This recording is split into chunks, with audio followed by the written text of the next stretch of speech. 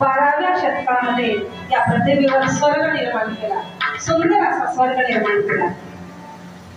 समता, बंधुता, स्त्री पुरुष हा जाती भेद निर्मूलन, अनेक 18 पगड जातींचे लोक एकत्रित आले, एका अनुभव मंडपाखाली आणले. स्त्रियांना मुक्तीचे पंख दिले. पहिली स्त्रीची शाळा महात्मा बसवेश्वराच्या अनुभव मंडपामध्ये 12व्या शतकामध्ये झाली. पहिली स्त्री तिथे सुशिक्षित झाली, साक्षर झाली आणि असा सुंदर स्वर्ग महात्मा बसवेश्वरांनी अनुभव मंडपाच्या रूपामध्ये स्थापन केला. अनेक क्रांत्या तिथे घडू लागल्या. हे विश्वाची माझे घर एवढी व्यापक क्रांती तिथे होती. जाती निर्मूलनाचं बीज प्रथमतः अनुभव मंडपामध्ये पेरल्या गेलं. जाती एकच जाती पात भेद नाही, आंतरजातीय विवाह सगळ्या घटना तिथे घडू लागल्या. आणि विजवळ राजांचा सुपुत्र सोमदेव, त्या सोमदेवांची त्या क्रांतीला, त्या अनुभव मंडपाला दृष्ट लागली. आणि एके दिवशी त्याने विचार केला की हुकुमशाही होती, राज्यशाही होती आणि आता लोकशाही प्रस्थापित होणार. आणि लोकशाही जर प्रस्थापित झाली तर राज्यशाहीला बंदी येणार. तेव्हा ही लोकशाही बंद झाली पाहिजे. लोक स्वतंत्र होऊ लागली. आणि मग सोमीदेवानं रात्रीच्या 12 वाजता अंधाऱ्या रात्री त्या अनुभव मंडपाला आग लावली. अनुभव मंडपाला आग लावल्याच्या नंतर लाख मोलाचं वचन साहित्य त्या अनुभव मंडपामध्ये जळू लागलं. कितीतरी लाखाच्या संख्येमध्ये एका शरण शरणींचे वचन होते. लाखाच्या संख्येमध्ये, आज शेकड्याच्या संख्येमध्ये आहे. कोणाचे 1100, कोणाचे 1400, कोणाचे 2000, कोणाचे 400, कोणाचे 300, आता शेकड्यावर आहे.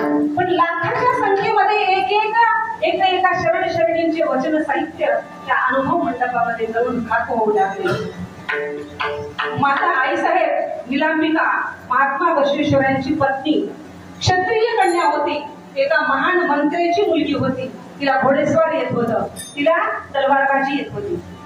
महात्मा बसवेश्वर महामंत्री होते, त्यांना तलवारबाजी येत होती.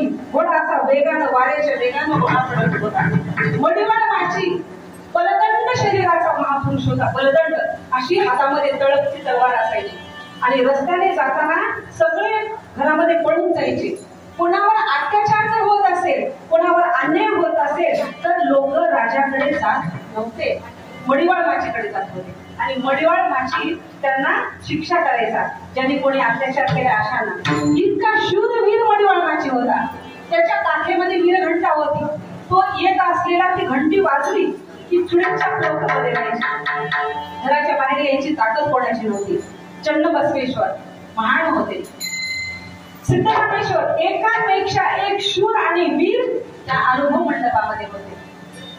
आणि जेव्हा अनुभव मंडपाला अर्ध्या रात्री आग लावली तेव्हा महात्मा बसवेश्वर गेले आणि म्हणाले, हिंसा करायची नाही, अहिंसेने प्रतिकार करा. एकानेही कोणावरच वार उचलला नाही, कोणाला तलवार मारली नाही. प्रत्येक आपल्या अंगावरती भाव घेत होता. आणि ते महान असणारं अनमोल वचन साहित्य असं उराशी धरलेलं होतं त्यांनी. आणि पोटाशी वचन साहित्य घेऊन शरण शरणींचे 14-14, 5-5 जणांचे गट जंगलात पळाले. प्रत्येकाला गाठून मारलं गेलं. प्रत्येक रक्त बंबाळ झालं होतं जंगल सगळं. पण कोणी हत्यार उचललं. त्याला काय म्हणतात? सर्वभूती दया लक्षा माझी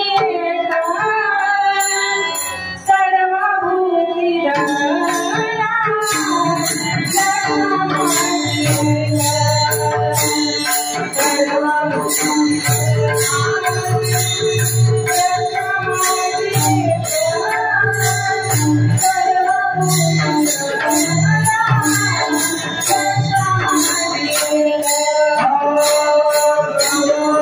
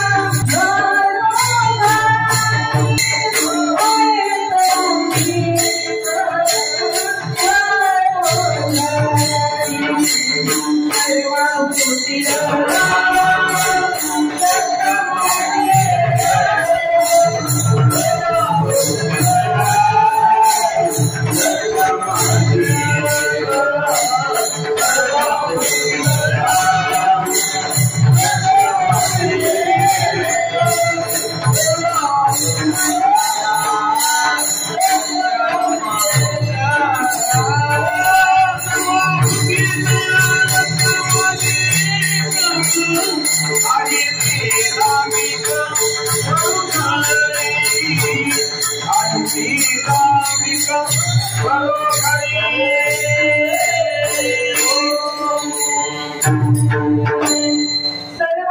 दया लक्ष्मणाची आहे असंख्य आहेत, माणसांची कमी नाही, परंतु आपल्या सर्वांवरती दया करणारा असे मोजकेच सत्पुरुष असतात, मोजकेच संत असतात, मोजकेच सज्जन असतात. महात्मा बसवेश्वरांनी सांगितलं की एकाचीही हत्या करायची नाही. एका एकानं ठरवलं असं तर 5-5 राजा मारली असते की नाही, तुला 5-5 तरी मारली असते सैनिक.